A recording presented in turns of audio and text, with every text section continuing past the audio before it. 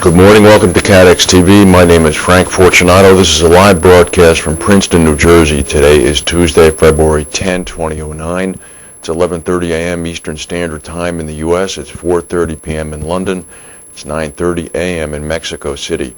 If you need to reach us during the broadcast, you can phone in toll-free at 1-866-67-CATEX. Overseas, our AOL instant mail address is CATEX-TV. It's a busy morning. The U.S. Treasury Secretary is speaking right now, outlining the bank rescue plan, and we'll get to that shortly. But we have some breaking news. The Royal Gazette in Hamilton, Bermuda, is reporting that Swiss Re is to close its Bermuda office with the loss of 5 jobs as the company seeks to cut costs. According to a Swiss Re spokeswoman, quote, "We employ 5 people at the Bermuda office, and all of those positions will be eliminated. We're focused on achieving cost efficiencies. Any business going through our Bermuda office can be handled through other offices. The office will be eliminated effective June of this year. Swiss Re will no longer have a presence in Bermuda." Of course, Swiss Re reported some very negative results the other day. The Swiss newspaper Sonntag reported over the weekend that the company's CEO, Jacques Aigram, could be replaced as early as next month. Quite unbelievable. Swiss Re is pulling out of Bermuda to save 5 jobs. Very interesting. In the United States last night at 8 p.m. Eastern Standard Time, President Barack Obama took over all the networks and all the cable TV channels and spoke for an hour and 5 minutes at a press conference. His first nationally televised press conference. It was in the East Room of the White House. The president pushed and pushed and pushed his stimulus package.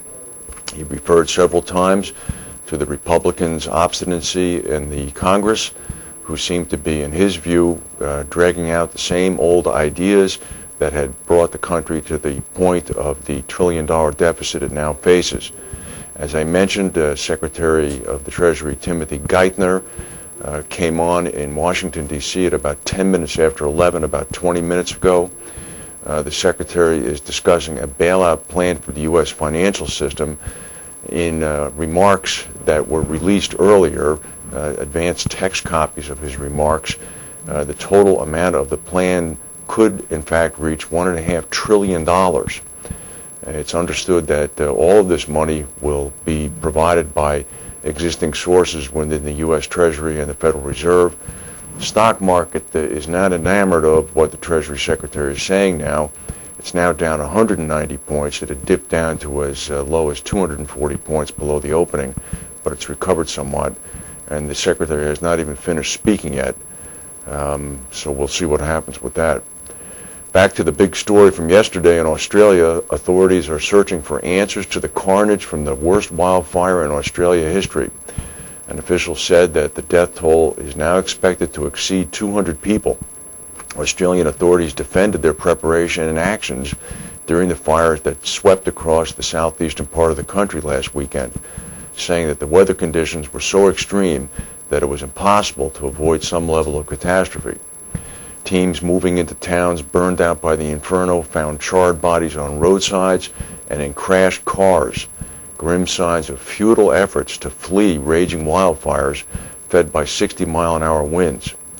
Last night, the state premier of Victoria, John Brumby, said the coroner had identified another 50 bodies that had not been included in the official death toll. The Prime Minister said this was going to be a significant number. It will exceed 200 deaths. Suspicions that some of the 400 blazes that were caused by arson have led police to declare crime scenes in some incinerated towns. The police are distributing a sketch of one suspect who they think may have been responsible for a fire that killed 21 people.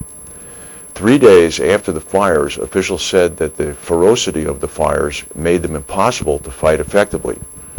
Still, this disaster would likely rewrite the books on what is considered the best practice for handling fires. Listen to this, including the widespread policy of allowing residents in high-risk areas to decide for themselves whether to stay and fight or flee. This policy recognizes that Australia's wildfire services are made up largely of volunteers and lack the resources to protect every house. Thus, homeowners are allowed to try to stay and protect their own property.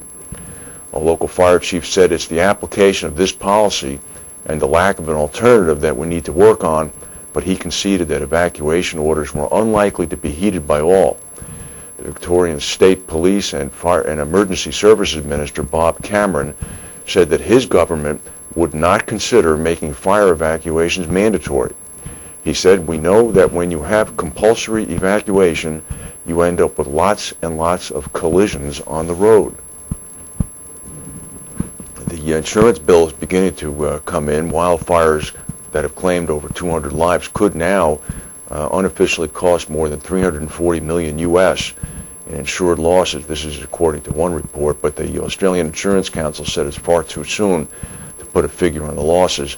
The Insurance Council of Australia said that while it's too early for a dollar estimate, it is listing the Victoria State Fire as a catastrophe. That means it would exceed 10 million Australian. The Sydney Morning Herald reported today that an analyst estimated the insured loss at 500 million Australian, with a total loss of 2 billion Australian. That would be about 1.4 billion U.S. AIR said that nearly 550,000 acres have been burned and more than 800,000 homes lost. Risk Management Solutions said the last major fire outbreak was in 2003, when 500 homes were destroyed in Canberra, with insured losses of 238 million. CNA out in Chicago Financial Corporation announced a 2008 fourth quarter net loss of $336 million, or $1.31 a share, and full year net loss of $299 million, or $1.18 a share. CNA attributed the results mostly to investment losses stemming from the continued turmoil in the financial markets. In reaction, Moody's affirmed CNA ratings but revised its outlook for CNA Financial Corporation's senior debt. It made them negative from stable due to, quote, issues stemming from continued investment losses. In 2007, CNA reported fourth quarter net income of $164 million and full year net income of $851 million. In 2008, CNA reported fourth quarter net realized investment losses of $314 million. For the year, CNA said the net realized investment losses totaled $841 million. For its total P&C operations, CNA reported a 2008 Q4 net loss from continuing operations of $115 million.